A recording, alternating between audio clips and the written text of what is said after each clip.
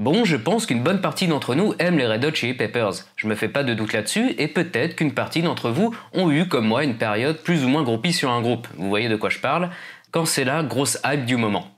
Snoop Doggy Dogg, alors qu'est-ce qu'on attend? Et ce sont dans ces moments-là qu'un jour on découvre un membre parmi le reste du groupe sur lequel on va passer de très longues heures à parcourir la discographie et la bio.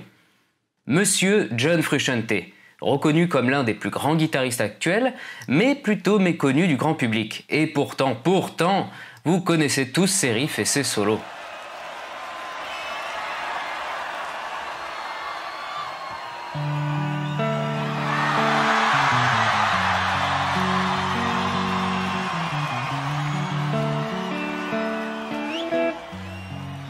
Et oui, car John est avant tout connu ayant travaillé avec les Red Hot Chili Peppers.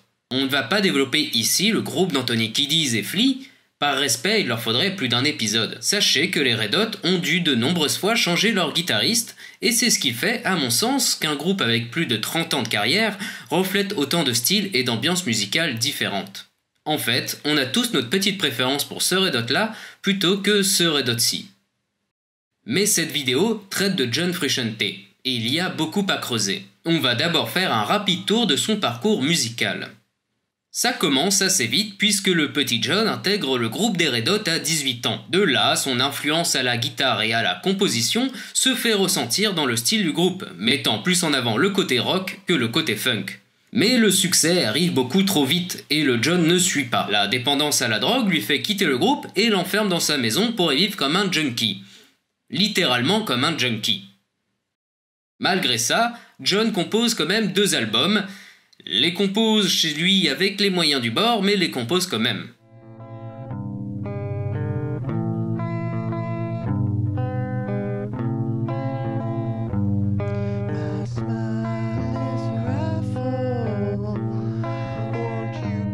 Et par moments, ça se sent que la drogue a clairement le dessus.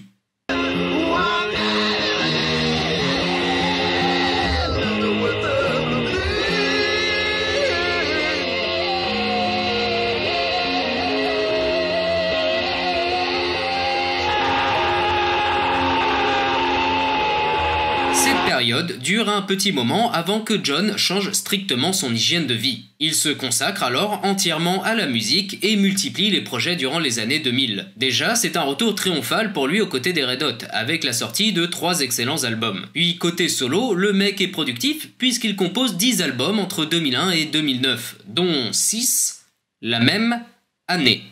Il collabore sur plein de projets musicaux, rencontre plein de musiciens différents avec qui il compose, notamment Omar Rodriguez-Lopez et Josh Klinghoffer, le futur remplaçant de ce même John Frusciante aux côtés des Red Hot. Et c'est la période musicale la plus personnelle pour John, entre son amour pour le rock et l'acoustique,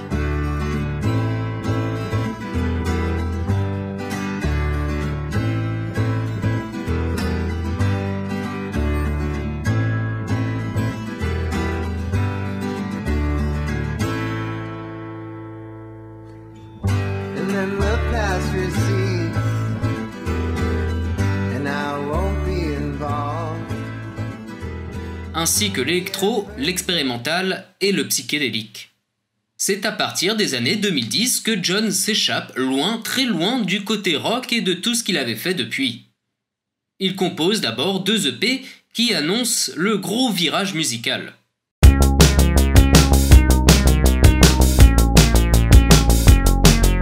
Puis collabore et produit des artistes d'autres milieux comme le hip-hop, jusqu'à sortir son dernier album en date, Enclosure. Un patchwork de tout ce qui fait la musique de John Frusciante, la boucle est bouclée. Et il y aurait tellement plus de choses à dire sur sa carrière. Mais j'aimerais avant tout mettre en avant l'œuvre musicale de l'artiste, ce qui fait que John Frusciante est un musicien à découvrir et à apprendre. Au même titre que C'est pas sorcier est un puits de savoir, se plonger dans la discographie de Frusciante, c'est plonger dans un puits d'influences musicales aussi diverses que variées. On y trouve de tous les genres, et si vous écoutez la discographie dans un ordre chronologique, vous analyserez le cheminement musical du musicien, ses rencontres, les nouvelles influences, ses moments de vie difficiles, etc., etc. La musique de John est très personnelle. jusque dans sa technique d'enregistrement pour certains albums, enregistrés le plus simplement du monde pendant une brève période d'inspiration avant d'être distribués gratuitement sur le net. En 2009, sort une pierre angulaire dans l'œuvre de Frusciante, The Empyrean, un album concept au genre opéra rock psychédélique que je ne peux vous encourager qu'à écouter.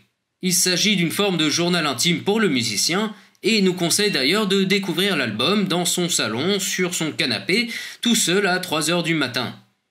Ce qui est chose faite. C'est un de mes albums préférés tout court, et c'est pour cela que j'en parle un petit peu plus en détail, mais cet album est vraiment un bijou.